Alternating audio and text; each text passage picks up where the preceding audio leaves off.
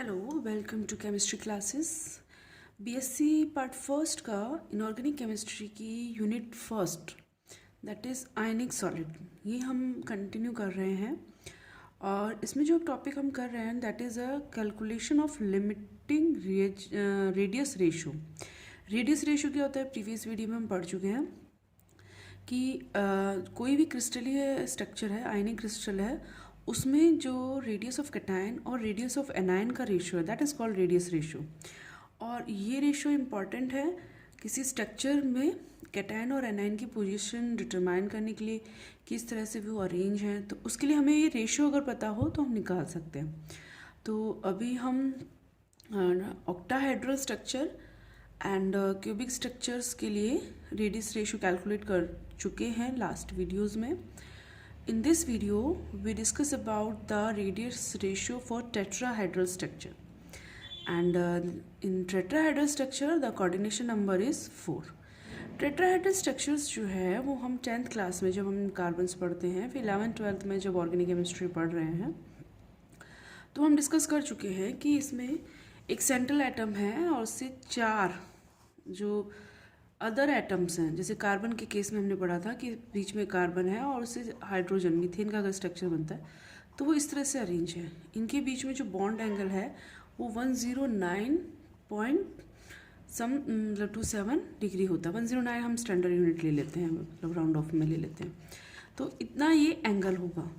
अब अगर हम इनको एक क्यूब में अरेंज करें, यहाँ हमने क्यूब में अरेंज किया है। पहली चीज़ वही कि जब हम स्ट्रक्चर्स की बात कर रहे हैं, आयनिक क्रिस्टल्स की बात कर रहे हैं, तो हम ये अज्यूम कर रहे हैं कि आयंस की जो बाउंड्रीज हैं वो आपस में टच हो रही हैं, आयंस की बाउंड्री आपस में टच हो रही हैं। तो पहले इनका अरेंजमेंट, ये क्यूब है और क्यूब में टोटल 8 एंगल्स होते हैं, पढ़ा हुआ है, सबको पता है, वेल नोन है। इन 8 एंगल्स में सेंटर में तो हमारा कैटायन प्रेजेंट है, और ये जो 8 एंगल्स हैं इनमें एनायंस प्रेजेंट हैं 4।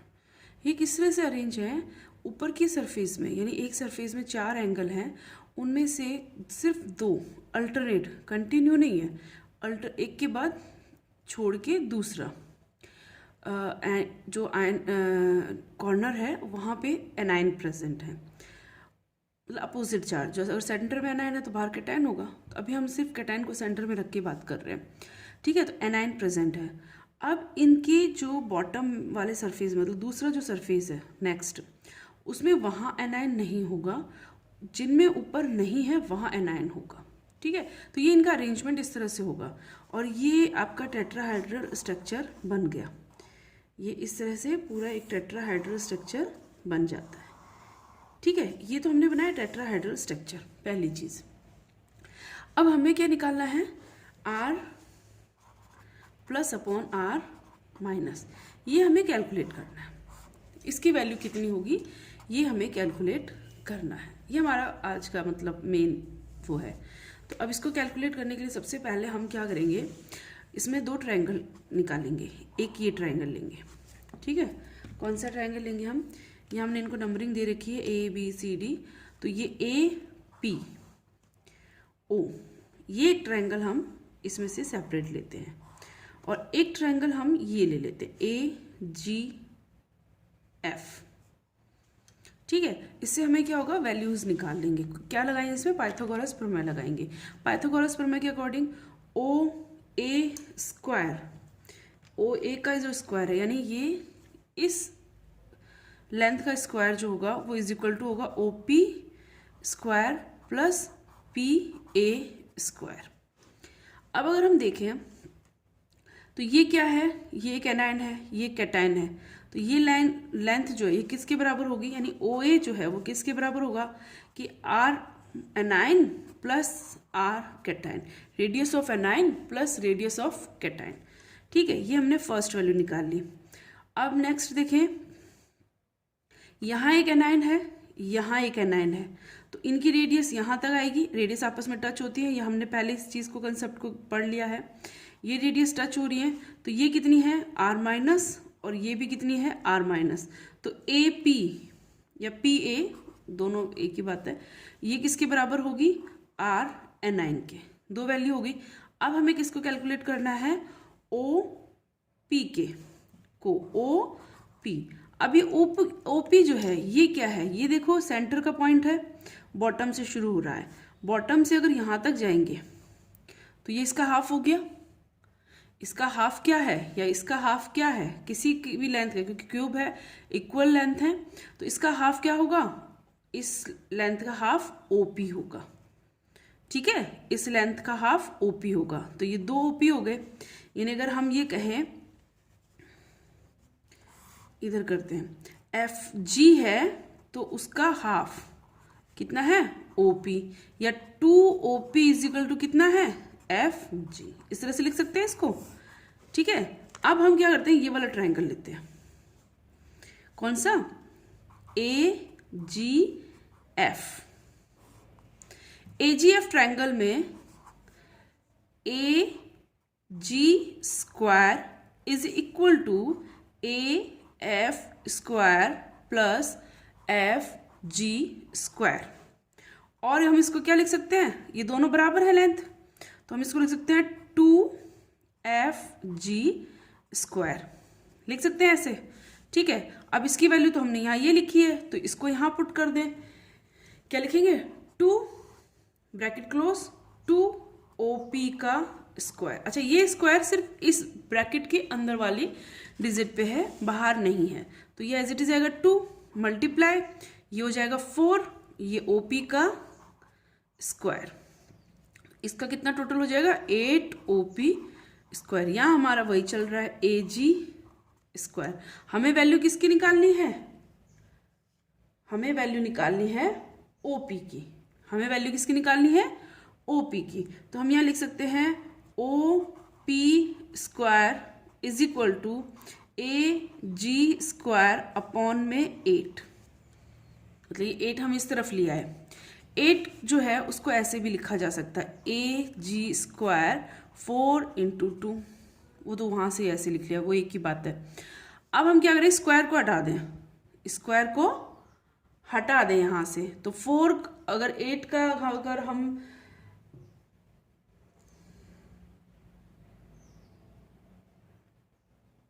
स्क्वायर हटाते हैं, क्या हटा दें, 8 सॉरी, और AG की भी वैल्यू रख दें।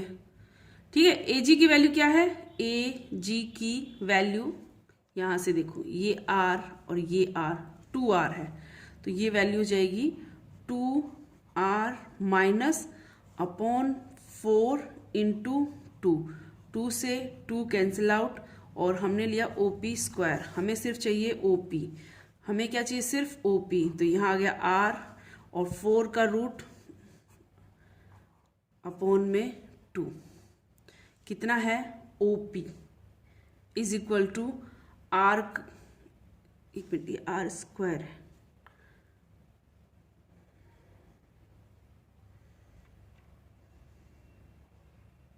कितना है, एक मिनट, इसका स्क्वायर लेंगे ना, वही तो, सॉरी यहाँ गलती हो गई है, 4 है, 4 से 4 जाएगा, 2 बचेगा, तो √2, ये वैल्यू हमारे पास आ जाएंगी।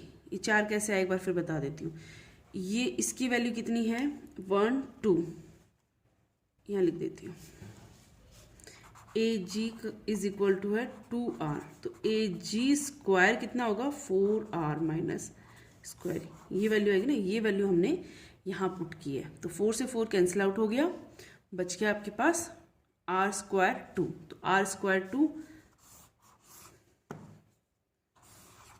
तो ये आपका आ गया OP is equal to R minus upon √2।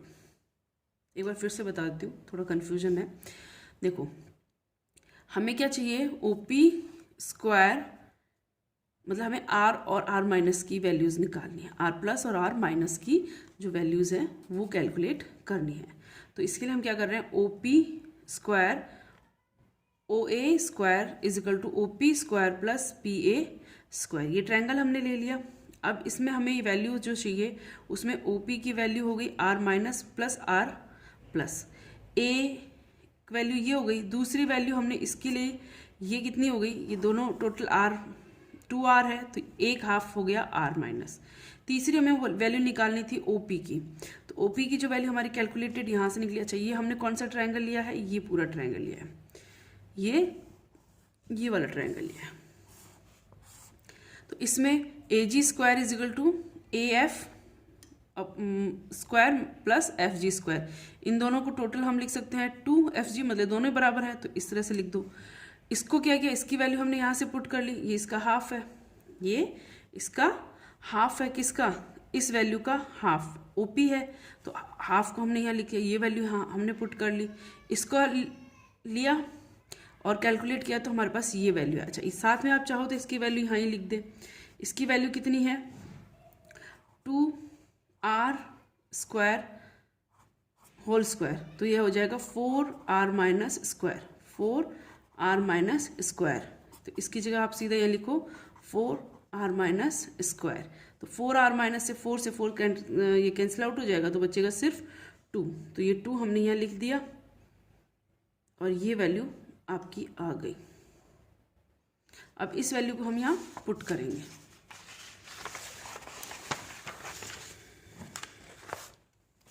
हमारे पास क्या क्या है, OA square is equal to OP square plus PA square, ये हमने कितने लिखी, R minus plus R plus is equal to, ये है R माइनस, और ये कितनी है, R माइनस अपॉन में √2। क्लियर है। अब इसको हम सॉल्व करते हैं। R plus plus R minus is equal to, इनको टोटल कर दें तो ये कितना हो जाएगा, ये आपका आ जाएगा रूट में 3/2 R माइनस। हमें किसकी वैल्यू चाहिए, सिर्फ R plus upon R minus की, तो R माइनस इधर लिए R plus plus R minus upon R minus is equal to √3/2। इसको इस तरह से लिख दें, R प्लस प्लस में R minus upon R minus, मतलब ये दोनों पे अलग अलग लिए, ये कैंसिल आउट हो जाएगा। इसकी वैल्यू आपकी कितनी आ जाएगी, 1। तो ये हो जाएगा R plus R minus plus 1 is equal to root में 3/2। ये इस साइड ले आए, R प्लस R माइनस, इसी की वैल्यू चाहिए थी अपने को, ये आ गया रूट में 3/2, यहाँ किस में, प्लस में, यहाँ किस में आएगा, माइनस में। तो ये कितना आ जाएगा, इसकी वैल्यू जो है वो कितनी होती है, कैलकुलेट कर सको तो अच्छी बात है, अदरवाइज ये कुछ वैल्यूज़ हैं जो हमें लर्न नहीं करनी होती है। इसकी होती है 1.225 और -1, तो ये आ जाएगा 0.225। अगर R plus upon R minus का रेशियो है 2 to 5 0 पॉइंट में, तो जो क्रिस्टल स्ट्रक्चर है वो बनेगा टेट्राहाइड्रा। क्लियर है। चलो अब अवर नेक्स्ट टॉपिक, यहाँ मतलब टेट्राहाइड्रल के लिए आपका क्लियर होता है स्ट्रक्चर। इसको 1-2 बार आप कैलकुलेट करोगे और अच्छे से समझ में आ जाएगा, मतलब आप अपने आप से इसको कैलकुलेट कर लोगे, बुक खोल के देख लो 2-3 बार, एक बार लिख लो, समझ में आ जाएगा, गारंटी है। ऐसा कुछ नहीं है इसमें, ठीक है, क्योंकि सब ने इतना मैथ पढ़ा है, इतना जो हम फिजिक्स मैथ हम कर चुके हैं, तो ये सिंपल जो 10 तक का है वही है। चलो नेक्स्ट जो हमारा है, हमने इतने सारे पढ़े, टेट्राहाइड्रल पढ़ा, ऑक्टाहाइड्रल पढ़ा, क्यूबिक पढ़ा, भाई हम क्यों पढ़ रहे हैं, क्या यूज़ है। तो next heading is application of radius ratio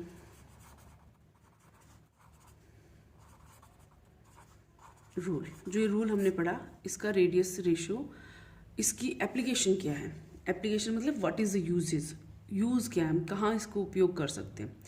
तो देखो इसका जो यूज़ है वो फर्स्ट है, it's help us for determine the arrangement of ion in lattice. Crystal lattice जो बनेगा उसमें क्या अरेंजमेंट होगा वो डिटरमाइन, मतलब ऑक्टाहाइड्रल है टेट्राहाइड्रल है, वो डिटरमाइन करने में हेल्प करता है। साथ में ही हमें ये भी हेल्प करेगा कि किस रेशियो में ये स्टेबल होंगे। कैसे, देखो एग्जाम्पल से समझते हैं और अच्छे समझ में आएगा। जैसे ये आपका है R plus upon R minus, हम किसके लिए ले लें, Na के लिए ले लें और Cl के लिए। तो ये जो रेशियो आता है ये अप्रोक्स आता है, इसकी रेशियो होती है 1.02 और इसकी होती है 1.84, ठीक है। तो ये आता है 0.55, ठीक है। किसके रेंज में आया, ये आपके आएगा ऑक्टाहाइड्रल के रेंज में। ऑक्टाहाइड्रल का अपन ने निकाला था ना 0.414, से, और टेट्राहेड उसके लिए क्यूबिक के लिए कितना निकाला था 0.732, तो इन दोनों के बीच का आ गया, यानी कि इसका स्ट्रक्चर कैसा होगा, ऑक्टाहेड्रल होगा। तो हम इस चीज़ को डिटरमाइन कर सकें। एक और जैसे एग्जांपल ले लें, सीजियम का ले लें, क्लोरीन की तो सीजियम का इनका यानी कि R+/R- क्या ले लें, CS/Cl, ठीक है। तो वो जो रेशो आता है वो आपका 0.9 बनाता है। तो ये इससे ज़्यादा है, 1 से ज़्यादा नहीं आएगा, क्योंकि एनाइन और कैटाइन कभी 1 नहीं हो सकते, ये लास्ट होता है 1। तो ये 0.9। अब ये देखो ना, अब सीजियम क्या है, सबसे बड़ा कैटाइन बनाता है ये अपनी उसमें सीरीज में, ठीक है। तो इसकी जो है रेशो जो है वो मोर देन 0.732 है। That's why we can assume, we can determine the structure is cubic. क्या स्ट्रक्चर बनेगा, क्यूबिक। तो इस तरह से हम रेडियस रेशो से एटम का स्ट्रक्चर जो है, मतलब किसी भी लैटिस का क्रिस्टल स्ट्रक्चर जो है वो अज्यूम कर सकते हैं। क्या ये 100% सही है रूल? भाई रूल तो अज्यूम करके बने, अभी एटम हमने देखी ही नहीं। केमिस्ट्री में जितनी भी चीज़ें हैं ना, वो आप ईमान के चल लो कि सारी अज्यूम करके, एटम किसी ने देखा ही नहीं।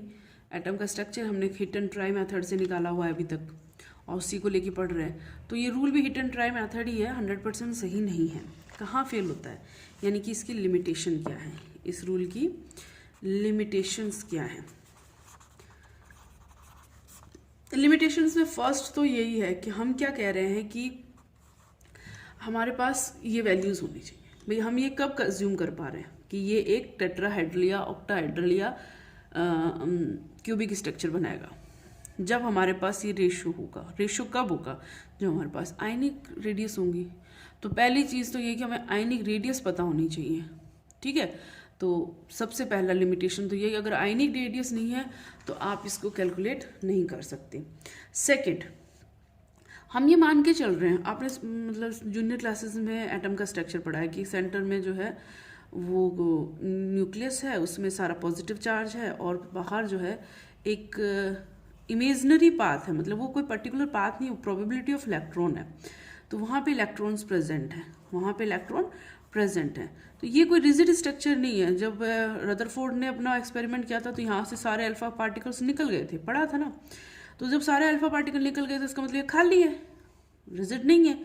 लेकिन जब हम रेडियस रेशियो कैलकुलेट करते हैं तो हम ये मान के चलते हैं कि ये सारा कैसा है, रिजिड है। भाई ये कैसा है, रिजिड है। तो ये एक्चुअल में है नहीं, एक्चुअल में है नहीं। तो ये इसकी लिमिटेशन हो गई कि भैया ये ऐसा नहीं होता। अच्छा, तीसरा जो इसका मोस्ट इंपॉर्टेंट है, ये क्या कहता है कि आयनिक जो कंपाउंड है, आयनिक सॉलिड है, वो 100% आयनिक है। लेकिन हमने 11th-12th में पढ़ा है कि जब कोई कंपाउंड आयनिक होता है तो उसमें कुछ % कोवेलेंट करेक्टर होते हैं, और कोवेलेंट जो होता है उसमें कुछ % आयनिक करेक्टर होते हैं, कोई भी 100% आयनिक नहीं होता। तो वो भी ये रूल इसके अगेंस्ट जा रहा है, तो ये भी इसकी लिमिटेशन हो गई। एंड तीसरी जो चीज़ है, जब रेडियस रेशियो निकालते हैं, जैसे अब लिथियम का देख लो, लिथियम का जब हम रेडियस रेशियो निकालते हैं विद द क्लोरीन, मान लो आप, ठीक है, ये आ रहा है 0.38, ठीक है। तो 4 ये इससे कम आ रहा है, किससे 1.4, और किसके बीच में 0.2 अभी निकाला अपन ने, उसी के अकॉर्डिंग आ रहा है। तो 2 to 5 इसके बीच में आ रहा है, इन बिटवीन। तो हम क्या मानेंगे, भाई ये इन दोनों के बीच में आ रहा है तो ये टेट्राहेड्रल स्ट्रक्चर बनाएगा, हम यही मानेंगे ना। भाई हमारी जो कैलकुलेशन आ रही है उसके अकॉर्डिंग टेट्राहेड्रल बनाएगा, लेकिन एक्चुअल में ये ऑक्टाहेड्रल बनाता है, एक्चुअल में ऑक्टाहेड्रल बनाता है। तो ये रूल को फॉलो नहीं कर रहा। ऐसे ही अगर पोटेशियम का किसी हैलाइड के साथ में देखें तो उसका रेडियस रेशियो आता है 4.014 और 732 के बीच में। तो इन दोनों के बीच में अगर ये रेडियस रेशियो आ रहा है तो हम ये मानते हैं कि भैया ये ऑक्टाहेड्रल बना रहा है, ठीक है। क्या बना रहा है, ऑक्टाहेड्रल बना रहा है। लेकिन ये एक्चुअल में भी ऑक्टाहेड्रल ही बना रहा है, मतलब टेट्राहेड्रल और ऑक्टाहेड्रल के बीच में ये कंफ्यूजन ही रहता है। तो हम इसको 100% फॉलो नहीं कर सकते, तो इसकी ये कुछ लिमिटेशंस हैं, ठीक है। तो ये हमारा टॉपिक कंप्लीट होता है। नेक्स्ट टॉपिक हम नेक्स्ट वीडियो में करेंगे। Thank you, have a nice day.